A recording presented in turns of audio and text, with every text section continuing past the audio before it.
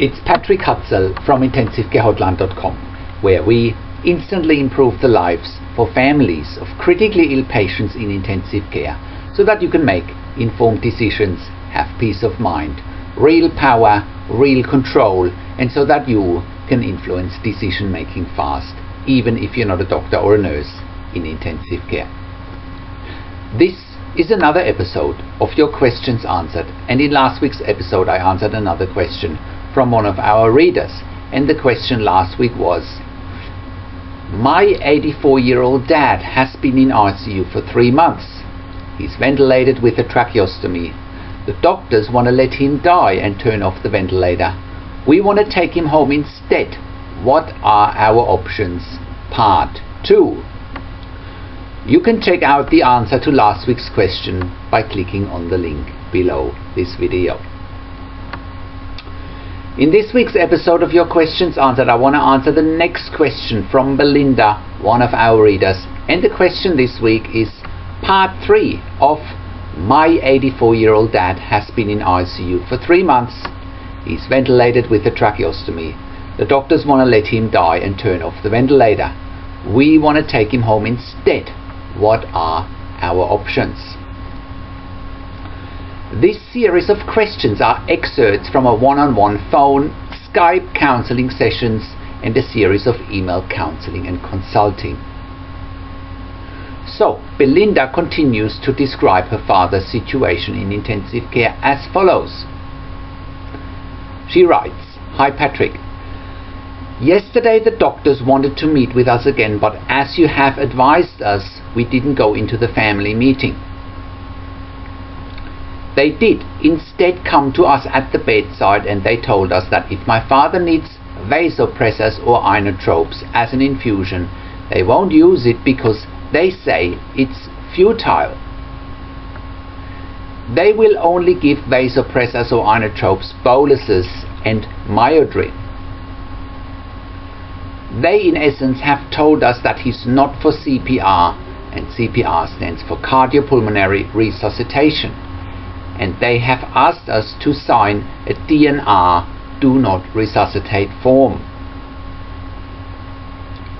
Again, as you have advised, we didn't sign anything, and we told them that we want our father fully resuscitated should he have a code blue or a cardiac arrest.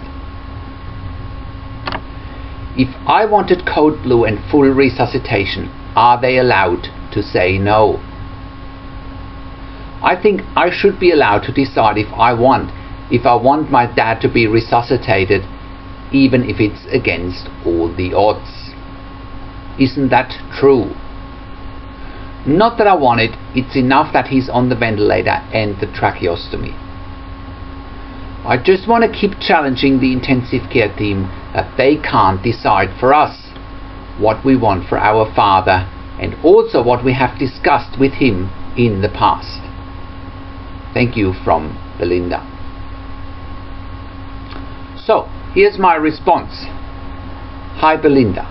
I'm very sorry to hear that you are still not getting heard by the intensive care team. As I have said in our phone counseling and consulting session the other day, they can't decide for you or for your father.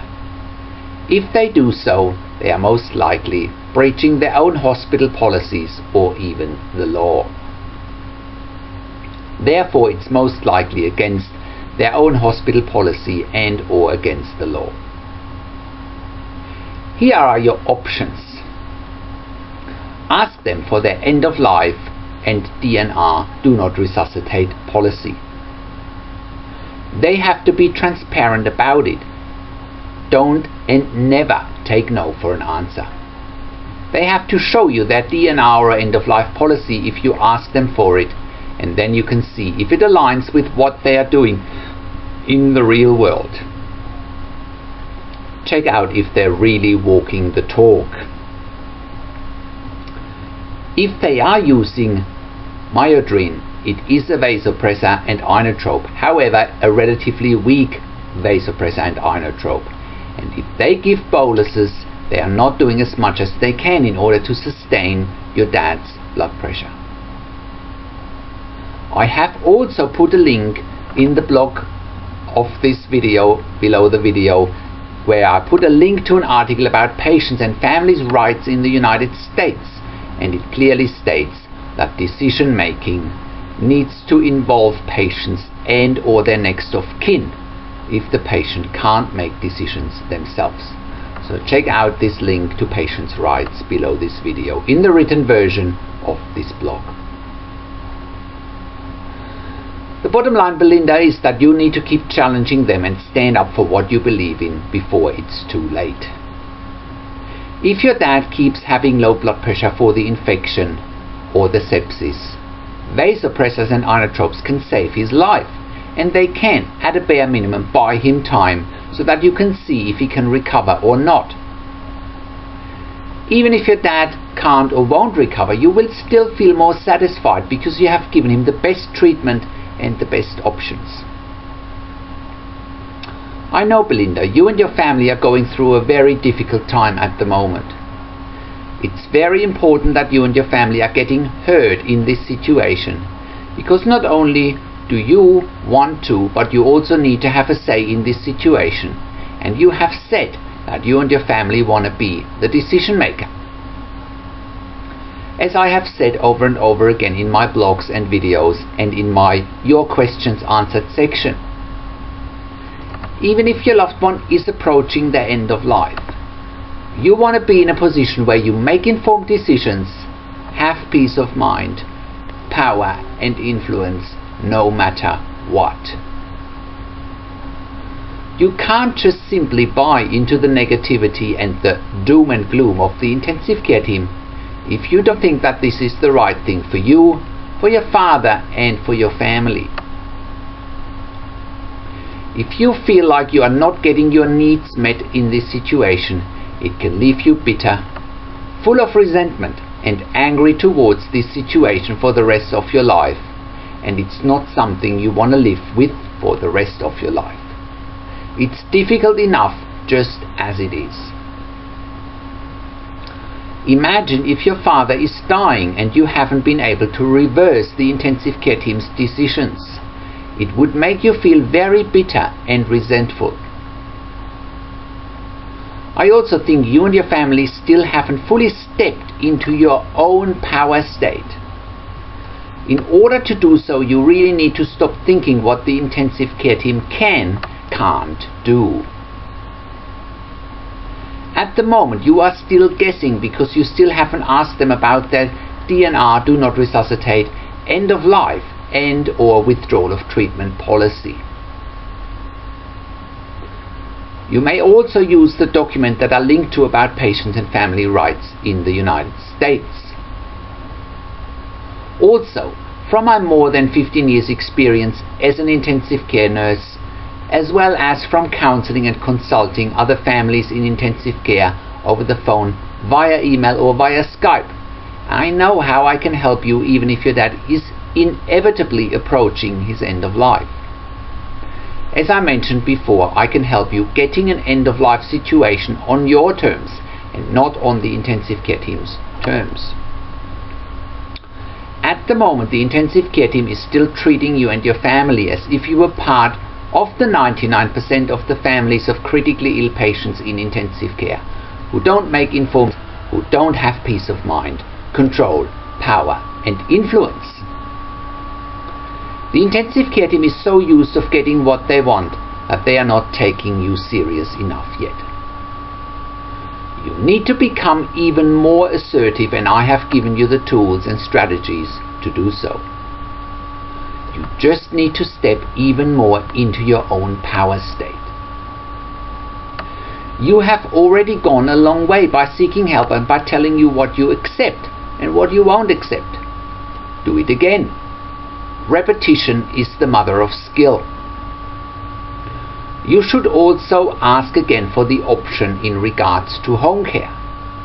If you want your dad to be looked after at home, you should continue pursuing this agenda. Again, tell them and show them what can be done for other long-term intensive care patients in the home, like with intensive care at home.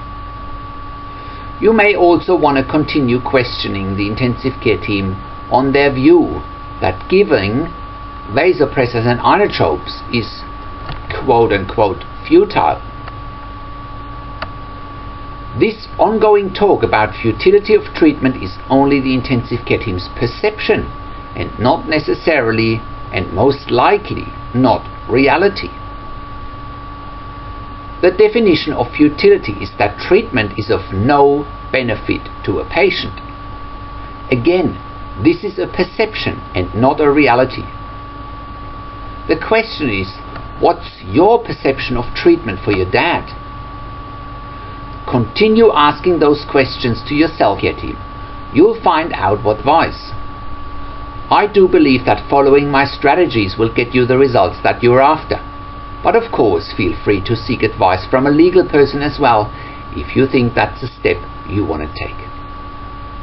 I wish you and your family all the very best. So, how can you become the best advocate for your critically ill loved one, make informed decisions, get peace of mind, control, power and influence quickly once your loved one is critically ill in intensive care?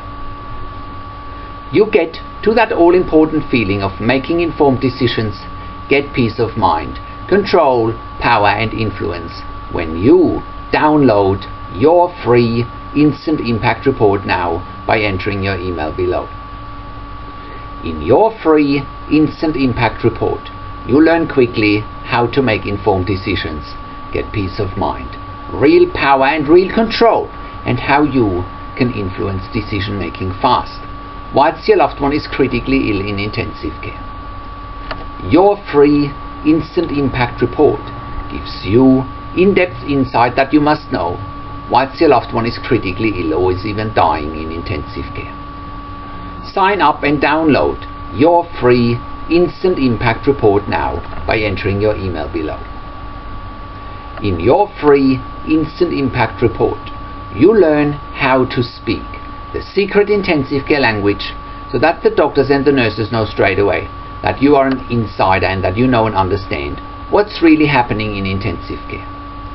In your free report, you will also discover how to ask the doctors and the nurses the right questions, discover the many competing interests in intensive care and how your critically ill loved one's treatment may depend on those competing interests, how to eliminate fear, frustration, stress, struggle and vulnerability even if your loved one is dying. You get 5 mind-blowing tips and strategies helping you to get on the right path to making informed decisions, get peace of mind, control, power and influence in your situation. You'll get real-world examples that you can easily adapt to your and your critically ill loved one's situation. How to stop being intimidated by the intensive care team and how you will be seen as equals. You'll get crucial behind-the-scenes insight so that you know and understand what's really happening in intensive care and how you need to manage doctors and nurses in intensive care, and it's not what you think. Thank you for tuning into this week's Your Questions Answered episode, and I'll see you again next week in another update. Make sure you also check out our blog section for more tips and strategies, or simply send me an email to support@intensivecarehotline.com with your questions. Or you can call me, find international phone numbers on our contacts tab. Also check out our ebook section where you get more ebooks, videos and audio recordings, and where you can also get one-on-one counseling and consulting with me via Skype, over the phone or via email by clicking on the products tab. This is Patrick Hutzel from intensivecarehotline.com, and I'll see you again next week in another update.